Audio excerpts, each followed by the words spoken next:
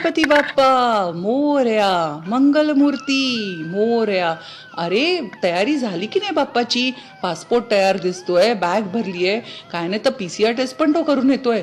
आता उद्या येऊच घातलंय नाही का? नमस्कार मंडळीनो, टँटलायझिंग टेस्ट बजवर आपलं स्वागत आहे आणि गणेश चतुर्थीच्या आपल्याला भरपूर शुभेच्छा. गणेश चतुर्थीचा आदला दिवस म्हणजे हरताळकेचं व्रत असतं. ह्याला शंकर आणि पार्वतीचं महत्व असतं, कारण पार्वतीने शंकरासाठी जे काही व्रत केले होते त्याची इच्छापूर्ती याच दिवशी झाली होती. हरताळकेनंतर गणेश चतुर्थीचा दिवस असतो. या दिवशी बाप्पा आपल्या घरी येतो, आपण त्याची पूजा करतो.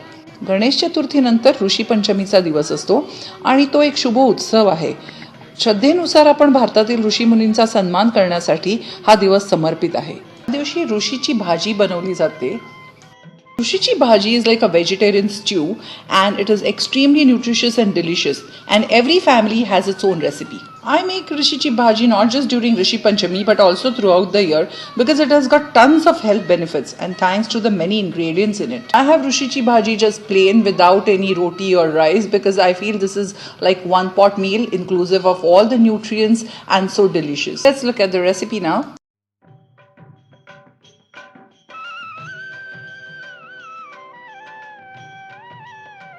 Vegetable, it's called lal mat or red spinach.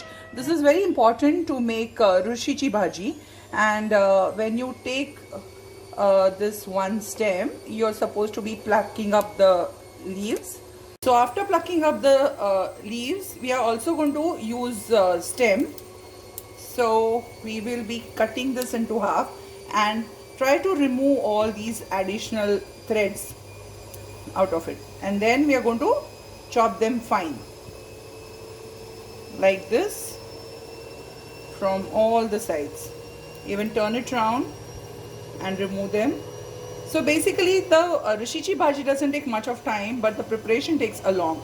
Okay, so here you can see I have separated out the red spinach, and I have separated these stems. Now repeat the same process for aru leaves or arvi leaves. Use the vegetable aru and make sure that you use the thick stem and chop them too. I've chopped the leaves of the red spinach and these are the stems.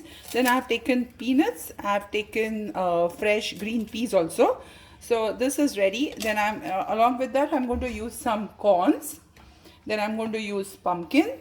I've already chopped and made 1-inch long pieces of the pumpkin, and I've also taken yam or suran. So I've chopped the pieces of yam and pumpkin together, and I will be also adding shirada, or it's also called sponge gourd. Now there's a way of cutting this. Most of the time it is also found to be a little bitter in taste. So what I'll be doing, I'll be just taking little middle portion of this and I'll be tasting it now. Looks to be good. It's not bitter. So now I'm just going to remove these the skin of the sponge gourd, especially you can see the one which is protruding. So this is the way you will cut it. Remove the skin, and then I will be making pieces. So little green skin here and there would do, and now I'll be just making round pieces. So now in all these vegetables only alu arvi leaves are missing. So now I'll show you. It's in the same way what we did of the red spinach. We are going to cut and chop the leaves, and also going to cut and chop the stems. Our red spinach leaves along with the stem, then green peas, peanuts, corn, and these are taro leaves. All these are finely chopped, and we'll be adding half a glass of water into each vessel, and we'll be pressure cooking this for one whistle. Cutting all the veggies. Now we'll come to the second part. So this is where we'll take a big vessel and pour, say, 1.5 tablespoon of oil. Then I'll be adding hing into it.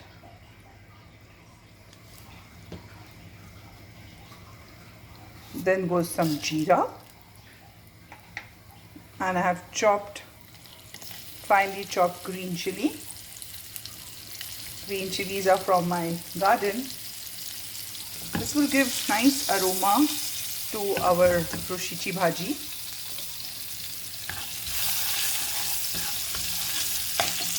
Then we'll be adding all these veggies, pumpkin, yam and springboard, and we'll saute it in this oil.